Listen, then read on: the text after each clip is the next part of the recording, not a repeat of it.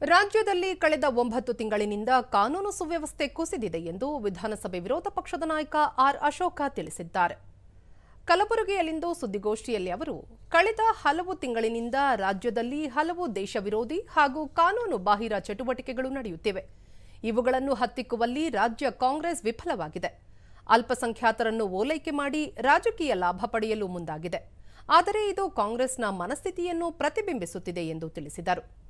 Rameswaram ಕೆಫೆಯಲ್ಲಿನ bomb ಸ್ಫೋಟ ಪ್ರಕರಣ ಹಾಗೂ ಪಾಕಿಸ್ತಾನ ಪರ ಘೋಷಣೆ ಕುರಿತು ಕಾಂಗ್ರೆಸ್ ನಾಯಕರು ಮೊದಲಿಗೆ ಮೃದು ಧೋರಣೆ ತೋರಿದ್ದವು. ಆದರೆ ಕಾನೂನು ಚೌಕಟ್ಟಿನಲ್ಲಿಯೇ ಅವಘಡಗಳ ಕುರಿತು ಸಾಬೀತಾಗಿದೆ. ಮುಖ್ಯಮಂತ್ರಿ ಸಿದ್ದರಾಮಯ್ಯ ನೇತೃತ್ವದ ಸರ್ಕಾರವು ಒಂದು ಸಮುದಾಯವನ್ನು ಓಲೈಸುವ ಕೆಲಸ ಮಾಡುತ್ತಿದೆ ಎಂದು ಅಸಮಾಧಾನ ವ್ಯಕ್ತಪಡಿಸಿದರು.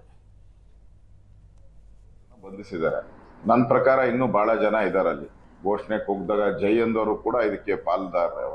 ಅವ್ರನ್ನೂ ಕೂಡ ಬಂಧಿಸ್ಬೇಕು. ಮತ್ತೆ ಈ ಯಾರನ್ನ ಇವರು ಕರ್ಕೊಂಬಂದ್ರು ಅವರು ಕನ್ಫರ್ಮ್ ಆಗಿದೆ ಅವನೇ ಕೂಗಿದ್ದಾನೆ ಅಂತೇಳಿ ಅಲ್ಲಿ ಪರೀಕ್ಷೆಯಲ್ಲಿ ಕನ್ಫರ್ಮ್ ಆಗಿದೆ ಮತ್ತು ವಾಯ್ಸ್ ಅದರಲ್ಲೂ ಕನ್ಫರ್ಮ್ ಆಗಿದೆ.